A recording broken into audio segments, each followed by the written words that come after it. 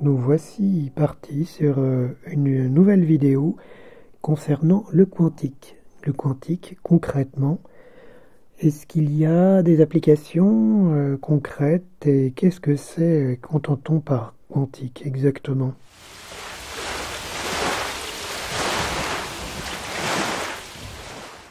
La physique quantique est justement ce qui sous-tend en réalité notre monde matériel.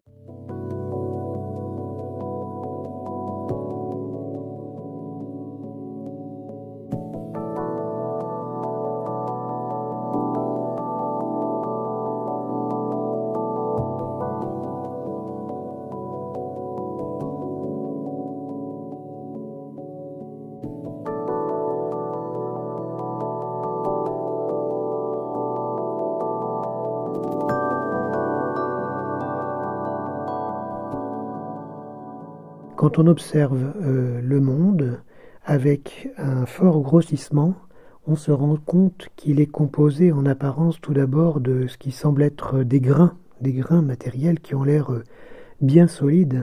On peut facilement se rendre compte de nos jours que l'atome lui-même est en réalité composé d'un noyau et puis d'électrons qui gravitent. Et ces électrons, il s'avère qu'ils ne gravitent pas à la façon d'une planète en réalité autour d'un soleil. Ce n'est pas tout à fait ça qui se passe. On s'est rendu compte qu'on ne pouvait pas déterminer la position et la vitesse d'une particule parce qu'en fait, quand on l'observe, on crée nous-mêmes une perturbation. Donc il y a un problème, ce qu'on appelle le principe d'incertitude d'Heisenberg. Bref, je ne vais pas m'étendre là-dessus. Toujours est-il qu'en réalité, il s'avère que l'électron, soi-disant, qui tourne autour du noyau, est en fait plutôt une sorte d'énergie délocalisée qui peut être à tel ou tel endroit. On parle de densité de probabilité de présence. Je ne vais pas rentrer non plus dans l'histoire des calculs mathématiques de la densité de probabilité de présence. Simplement, sachez que l'électron a de fortes chances d'être à tel ou tel endroit par rapport au noyau, et qu'en réalité, lorsqu'il passe sur une autre orbite, cela se fait d'un seul coup, d'un bond, en fait, en réalité, il libère dans ce cas-là un tout petit paquet d'énergie qu'on appelle un quanta, ce qui peut correspondre à un photon qui a une certaine énergie, ce qui permet d'avoir, par exemple, un phénomène lumineux. Il peut gagner de l'énergie et ou en perdre, inversement, en montant ou en descendant d'orbite, en fait, autour du noyau, mais il n'a pas de position intermédiaire, apparemment. C'est la physique quantique qui a permis de comprendre ça. Cela peut paraître très étrange, mais il n'y a que certaines positions qui sont autorisées, comme si c'était un monde pixelisé, en fait, comme s'il y avait des seuils. En réalité, il n'y a, en tout cas en apparence, et là je souligne très fortement le terme en apparence, en tout cas, pas d'état intermédiaire entre deux orbites de cet électron, et lui-même il est réparti en fait autour du noyau par une probabilité de présence. Cela veut dire en fait en réalité que son énergie est un petit peu partout, mais qu'elle a plus de chances de se trouver à tel ou tel endroit. Cela peut sembler très fumeux, ça je vous l'accorde. On dirait un peu une sorte de brouillard quelque part d'informations. C'est vrai que cela peut sembler curieux qu'un élément comme ça de notre univers puisse se trouver en partie à un endroit ou très probablement à un endroit mais que vous ne puissiez pas savoir exactement, ou qu'il puisse même être en partie à un endroit et en partie à un autre. Et pourtant, on pourrait dire, certes dans notre monde de tous les jours, dans notre réalité apparente, on ne voit pas quelqu'un qui est à la fois ici et ailleurs. Là, je ne parle pas évidemment de corps astral ou de projection de conscience, hein. Je parle bien matériellement, mais à l'échelle quantique, apparemment, un électron peut réellement se trouver en partie à un endroit, en partie à un autre. Et c'est ce qui déroute beaucoup les physiciens matérialistes, pour qui tout devrait être corpusculaire, précis, on devrait connaître exactement la position d'une particule. Cela faisait bondir Einstein, qui n'est pas un physicien quantique, hein. Il s'opposait pas mal à Planck et d'autres, Max Planck de la physique quantique. Il disait, ce n'est pas possible, de toute façon, Dieu ne joue pas au dé. Il avait l'impression que l'on parlait de hasard. Ce n'est pas parce qu'un électron semble sauter d'une orbite à une autre en émettant ou en absorbant un petit quanta d'énergie qu'entre les deux, il n'a pas été sur une orbite intermédiaire. C'est simplement que nos sens ou notre perception ou nos instruments de mesure ne permettent pas de savoir ce qui se passe entre les deux. C'est dommage, d'une manière générale, quelles que soient les avancées de la science, qu'on ne puisse pas nuancer comme cela, surtout qu'actuellement, on parle de plus en plus de conscience. Pour revenir à l'expérience des fentes de Jung, on remarque dans cette expérience que lorsqu'on observe les électrons, ils semblent se comporter comme des grains, c'est-à-dire que c'est comme si la conscience, l'observateur, avait réduit cette énergie à quelque chose de corpusculaire.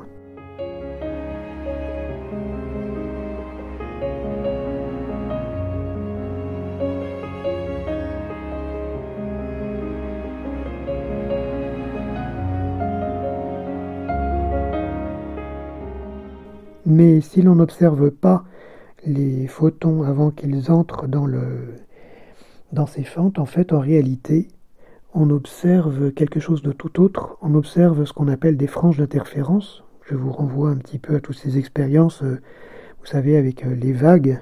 Quand vous faites des vagues dans une bassine et que ces vagues pénètrent à un endroit où il y a deux passages, les vagues ensuite interfèrent les unes avec les autres. Vous avez, une fois que ces vagues sont passées, ce qu'on appelle des franges d'interférence, parce qu'il y a des endroits où les vagues sont plus fortes, ce qui correspond à de la lumière plus intense, et des endroits où au contraire les vagues se sont annihilées, des endroits où il n'y a pas de lumière.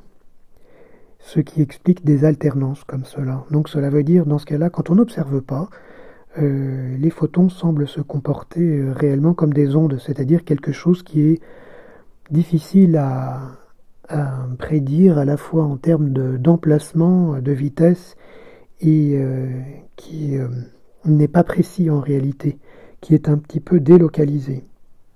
Il y a une expérience plus récente qui a été faite avec des caméras très précises et synchronisées sur le passage des photons, qui a permis de mettre en évidence que lorsqu'on observe le photon une fois qu'il a franchi les fentes de Jung, eh bien, c'est très curieux parce que, en réalité, il se comporte à nouveau comme des grains de matière. C'est comme si il avait été surpris avant de pouvoir toucher l'écran et de créer ces franges d'interférence, et qu'il se disait tiens mince, on m'observe. Alors bien sûr, là c'est complètement loufoque comme interprétation. Il y a une autre interprétation qui dit que le signal ou la conscience en réalité crée une réduction donc de cette onde à de la matière, mais rétrospectivement dans le temps. Cela voudrait dire que l'observation par la conscience peut voyager à travers le temps. Cela peut sembler très bizarre, hein. Cette observation peut sembler encore très vaporeuse. Considérez par exemple une étoile qui est à plusieurs années-lumière ou davantage, qui émet de la lumière donc depuis plusieurs années. La lumière que vous voyez, en fait, a mis un certain temps pour arriver jusqu'à vous. Et en réalité, de la même façon, au moment où vous l'observez, vous pouvez interagir avec ce qui se passe de l'autre côté. Comme si, en fait, le signal de la conscience, quelque part, pouvait voyager dans le temps. Alors, on n'a pas de preuve directe concernant les étoiles lointaines comme cela qu'il y a un impact, mais on a une preuve avec une expérience qui a été faite récemment, il y a quelques années, qu'on ne pouvait pas faire à l'époque de Planck, concernant des particules que l'on appelle corrélées. Ce sont des particules que l'on coordonne au niveau de l'orientation et de la vitesse, de telle sorte qu'elles soient exactement dans le même alignement. Je ne vais pas rentrer dans les détails ici. Toujours est-il que lorsqu'on envoie une de ces particules très loin et que l'on agit sur l'autre, instantanément, et quelle que soit la distance à laquelle se trouve l'autre particule, l'effet agit sur celle qui est restée tout près.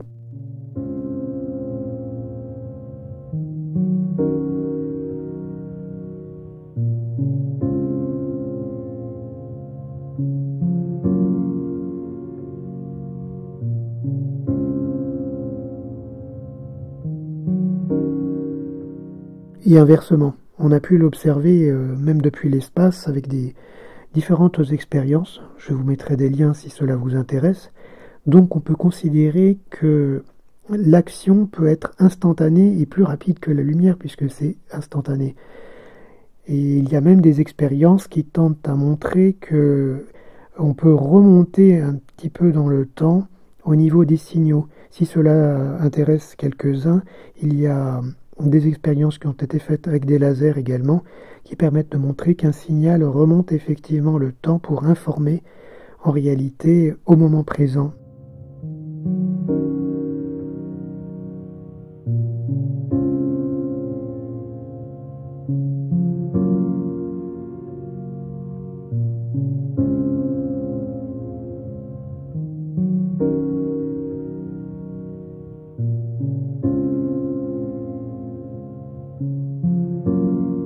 Application pratique de la physique quantique, vous avez par exemple l'IRM, qui permet donc par résonance magnétique nucléaire de faire des scans de cerveau en 3 dimensions, des coupes si vous voulez sous différents angles de façon de plus en plus détaillée, qui nécessite un champ magnétique assez puissant.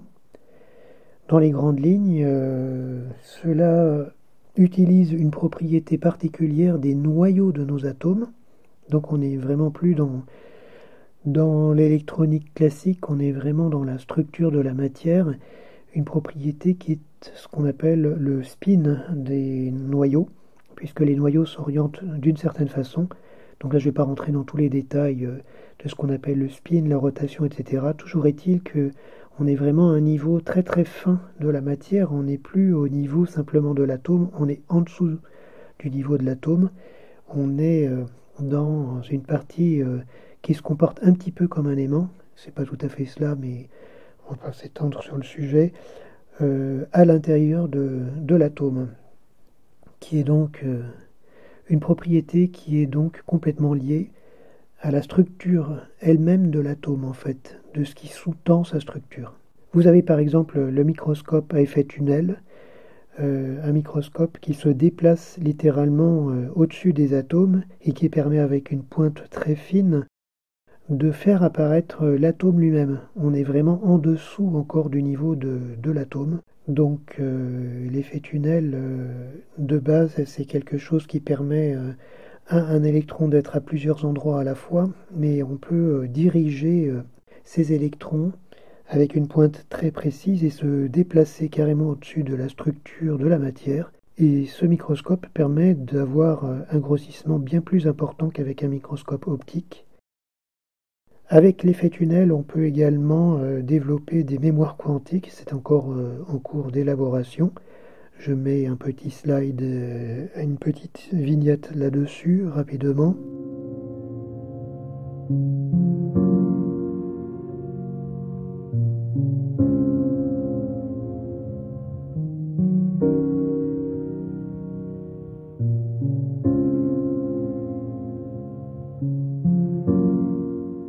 Vous avez également la cryptographie quantique, qui est cette idée qu'on voudrait faire communiquer, par exemple, 2 ordinateurs ou 2 téléphones, ou peu importe, 2 systèmes communicants, de telle sorte que la communication ne puisse pas être interceptée. En fait, si vous interceptez la communication entre les deux, vous détruisez le signal. Là, on ne va pas rentrer non plus dans les détails de cette application, mais c'est vraiment en cours de développement et c'est déjà très avancé. Du fait de cet effet tunnel qui permet à un électron d'être à plusieurs endroits à la fois, vous avez une limitation théorique concernant la miniaturisation des composants électroniques qui sera peut-être surmontée grâce à ce qu'on appelle les ordinateurs quantiques. On sera vraiment dans une autre technologie parce qu'en fait, si vous êtes à une échelle très fine, vous avez ce problème de l'électron qui peut sauter sur une autre connexion et créer un bug carrément. Ce n'est pas exhaustif de tout ce qui existe avec la physique quantique, mais cela donne une petite idée.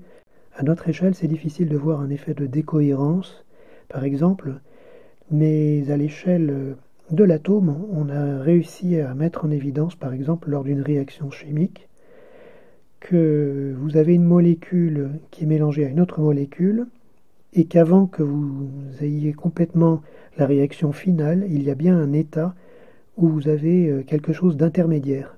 Cela a été mis en évidence grâce à un microscope à effet tunnel, et on voit bien une phase où il y a quelque chose qui est entre deux, qui est ni l'un ni l'autre, et qui a été prédit par la physique quantique, puisque on parle de fonctions d'onde.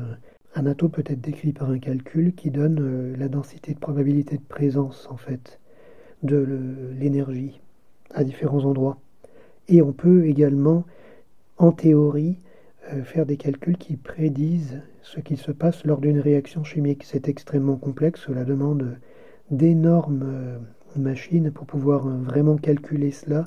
Si on veut simuler ces réactions dans un ordinateur, d'ailleurs, à ce sujet, on utilise de plus en plus l'intelligence artificielle pour pallier à ce problème et prédire de façon artificielle, comme on le ferait dans une matrice, comme dans Matrix, pas avec des molécules réelles, mais avec des molécules simulées, le comportement des réactions chimiques par exemple, et prédire la propriété de certains matériaux.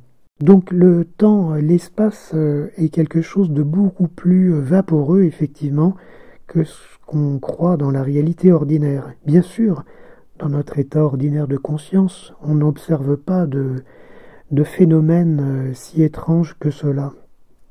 À part, bien sûr, lorsque vous vivez des accidents au ralenti, comme j'ai pu le dire dans une vidéo précédente, il y a d'autres témoignages dans ce sens. Il y a déjà des gens qui ont vécu des temps ralentis, mais d'une manière générale, notre monde semble obéir dans l'ensemble à des lois très strictes, très rigides, qui ne sont franchies qu'à certains moments privilégiés. Paraît-il qu'au moment des tornades, par exemple, vous pouvez avoir des choses complètement incroyables, du verre qui est transpercé par des choses et de la matière qui s'incruste littéralement à l'intérieur sans briser le verre et qui se mêle littéralement à la matière, un peu comme dans l'expérience de Philadelphie. Le navire où il y a des marins carrément qui s'étaient retrouvés à moitié dans la carlingue, malheureusement avec une expérience électromagnétique qui aurait mal tourné. Alors certains parlent de légende, bien sûr. Comme il a été fait un film de science-fiction là-dessus, on crie tout de suite à la science-fiction, mais pour certains, il y a quand même une forme de divulgation. Il est possible que la matière se comporte dans certaines conditions d'une autre façon. Donc dans la vie de tous les jours, on ne constate pas toujours cette physique quantique, sauf à être dans un état particulier. C'est là où je viens sur la partie un peu ésotérique de la chose. Lorsque l'on monte en fréquence, et je pense qu'une clé, comme le disait Tesla, est vraiment une histoire de fréquence. Alors j'aimerais qu'on se sorte un petit peu de l'esprit, encore une fois, cette histoire de 432 Hz qui à mon avis est beaucoup trop mis en avant. Les gens ignorent le 429,62 Hz de Marc Henry, la fréquence de l'eau, qui est très intéressant à mon avis, qui correspond vraiment à quelque chose de physique et qui ferait l'interface avec la vie. Et à mon avis, c'est beaucoup plus intéressant.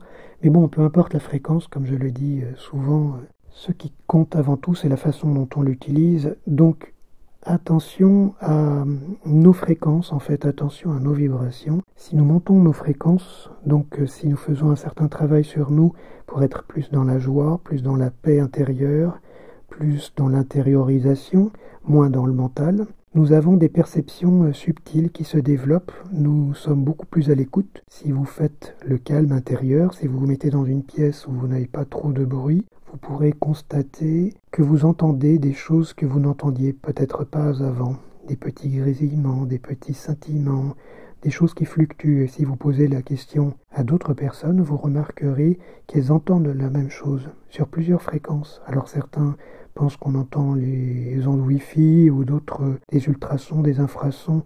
Peu importe en tout cas, vous entendez la même chose. Vous verrez qu'il y a des changements. Par exemple le soir ou le matin, en particulier aux intersaisons, j'ai remarqué aussi, au solstice, aux équinoxes, il y a des choses particulières. Alors bien sûr, on peut imaginer qu'il y ait une forme d'autosuggestion. Toujours est-il que dans ces états, vous percevez beaucoup plus de choses.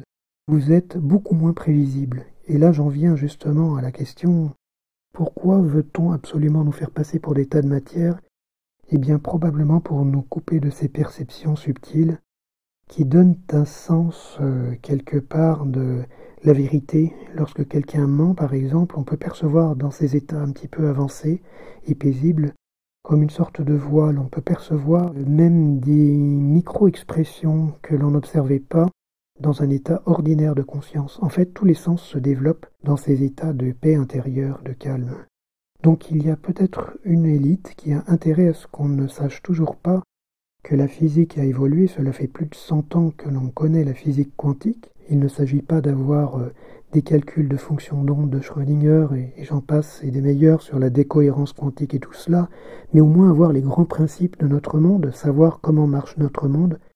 Lorsque vous savez qu'un marteau de piano tape une corde d'une façon assez abrupte et crée un son qui monte très rapidement, vous savez donc que la corde va se mettre à vibrer très rapidement, à voir très très vite la fréquence à laquelle vous voulez qu'elle vibre. Donc vous avez une forme d'onde qui monte énormément et donc l'énergie est transmise assez rapidement à la corde et ensuite elle se maintient pendant un certain temps et ensuite la corde se met à perdre de l'énergie et à donc redescendre en fréquence, redescendre dans les graves. Ce qui est logique. Quand vous comprenez le monde, quand vous comprenez que ces fréquences, en réalité, c'est de l'énergie. Vous avez un paquet d'énergie qui est transmis. Vous comprenez que la corde reçoit une énergie qui fait qu'elle va vibrer à une certaine fréquence. Et vous savez qu'ensuite, par les frottements de l'air en particulier, et également par déperdition via de la chaleur, une partie de cette énergie va se perdre et donc la fréquence va diminuer, puisque la corde aura moins d'énergie pour vibrer d'un côté à l'autre. Donc vous avez tout de suite la forme de l'onde en particulier qui donne ce timbre du piano si particulier, avec une montée très rapide en fréquence.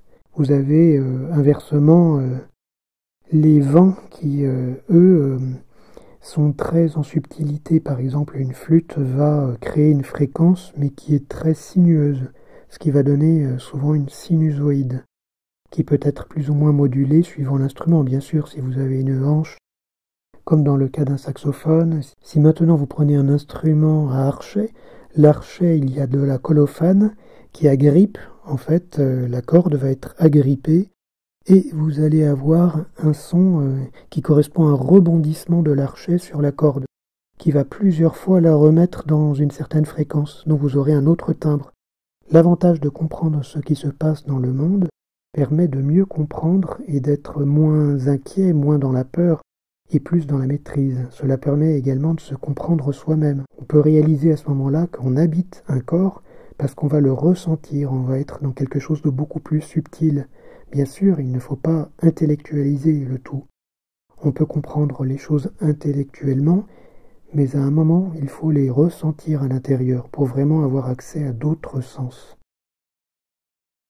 Maintenant, quels sont les moyens que nous avons de revenir justement à ces états un peu moins matériels, un peu plus éthérés, mais sans perdre les pieds sur terre? Eh bien, il y a toutes ces techniques chamaniques qui permettent de changer de fréquence, comme le tambour chamanique. Nous ne parlerons pas ici de certaines substances qui sont interdites, des plantes particulières qui aident également le cerveau à passer sur un autre mode. Alors on va dire, ah oui, mais vous me parlez de cerveau, donc vous êtes matérialiste. Non, c'est un outil qui filtre. Actuellement, les neurologues sont de plus en plus convaincus que notre état dit ordinaire de conscience est en fait en réalité une filtration de la réalité. Parce que si vous perceviez tout ce que vous pourriez potentiellement percevoir, ce serait trop difficile à gérer, sauf à être vraiment chaman. Justement, les chamans savent utiliser leur cerveau sur une autre fréquence et ils ne se prennent pas eux pour un cerveau. Ils savent que c'est un outil et ils décident à un moment donné de mettre un petit peu ce filtre en pause pour accéder à d'autres choses, à quelque chose de beaucoup plus subtil qui n'est pas matériel. La matière, bien sûr, a des mérites, mais se limiter à un tas de matière est problématique. On voit bien où cela nous mène. Cela peut mener à du transhumanisme, cela peut mener à une absence d'empathie. Je ne vais pas détailler tout ce vers quoi l'humanité peut être entraînée en se prenant pour un tas de matière. Mais il est important justement de se reconnecter à notre essence. Et actuellement, donc les moyens que nous avons, c'est par exemple justement de trouver des moments de paix, des moments de joie, des moments qui font vibrer toutes nos cellules. Et comment faire au niveau de la propagande qui est faite pour détruire tout cela? Simplement relier les informations, encourager les personnes à créer, encourager à être dans l'art par exemple. L'art peut nous reconnecter à des choses subtiles. Développer également tout ce qui est du domaine du rêve, faire attention à nos rêves, être à l'écoute de notre inconscient, noter nos rêves, faire en sorte de faire des rêves lucides. Vous pouvez aussi, comme je l'ai dit dans d'autres vidéos, préparer votre nuit. Vous pouvez décider que vous irez à tel endroit, explorer telle ou telle information, chercher des renseignements sur quelque chose, quelqu'un, un lieu, un temps, et que vous noterez le tout au réveil le matin sur un carnet que bien sûr vous avez mis à côté de votre lit pour impressionner votre inconscient. Il faut savoir que l'inconscient peut être grandement impressionné. Tout le monde connaît l'expérience des publicités avec l'insertion d'une image parmi les 25 images par seconde. Et d'ailleurs, si vous voulez, on peut faire une petite expérience à ce sujet-là. Il se peut que certaines personnes connaissent cette blague, vous pouvez la faire aux personnes de votre entourage. C'est assez amusant, vous demandez par exemple à quelqu'un de répéter en boucle aussi vite que possible en se concentrant et en le défiant bien sûr, le ou la défiant de réussir à faire cet exercice, de répéter fourchette, fourchette, fourchette, fourchette, fourchette, fourchette, fourchette, fourchette, fourchette, fourchette, fourchette, fourchette, fourchette, et tout à coup, à brûle pour point, vous demandez avec quoi mange-t-on la soupe. Et je vous le donne en mille, une bonne partie des gens répondront avec la fourchette, bien sûr.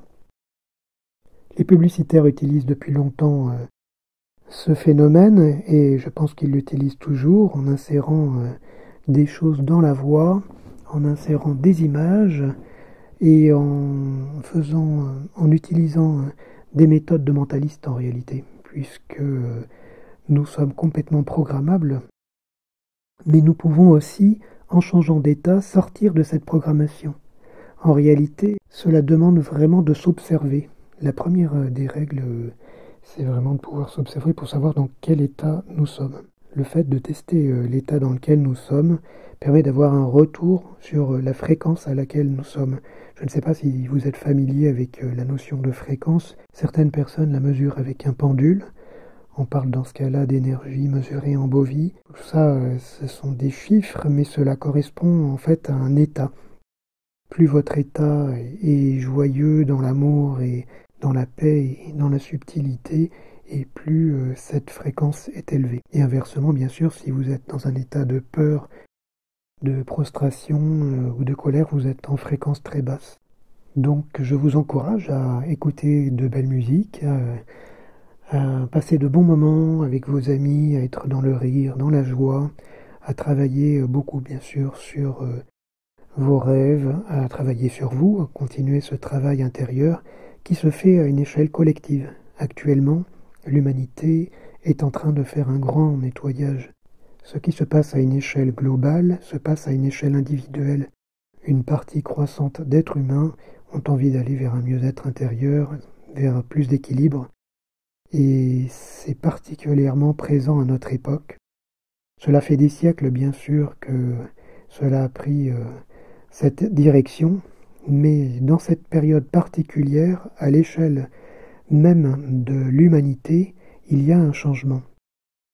Il y a un outil de développement très intéressant qui est d'observer ce qui se passe dans un microcosme pour l'étendre au niveau du macrocosme. En réalité, quand on regarde la psyché humaine, on évolue dans notre vie depuis quelque chose qui est très passif vers quelque chose de plus actif. On prend parfois des mauvaises décisions, on fait un certain nombre de mauvais choix, et ensuite on corrige, et on rentre dans une période de plus en plus sage, plus de sagesse, avec peut-être un peu moins d'action à l'extérieur, mais beaucoup plus de paix à l'intérieur. Et il est possible que l'humanité ait fait un certain nombre d'expériences, un certain nombre de cycles, et passe à nouveau cette crise comme une sorte de crise d'adolescence, pour aller vers quelque chose de plus adulte, entre guillemets.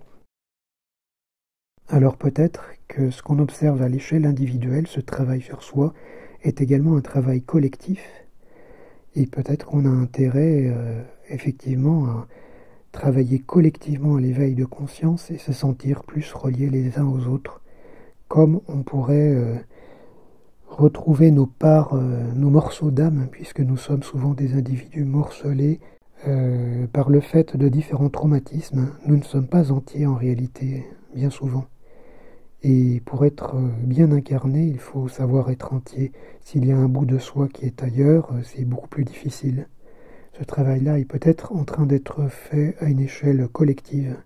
Eh bien, j'espère avoir donné suffisamment de pistes sur le quantique. Je vais rajouter peut-être quelques schémas, quelques explications dans la vidéo. Et si vous avez encore des questions, si vous voulez d'autres détails là-dessus, n'hésitez pas à me le faire savoir en commentaire. Prenez soin de vous et à bientôt.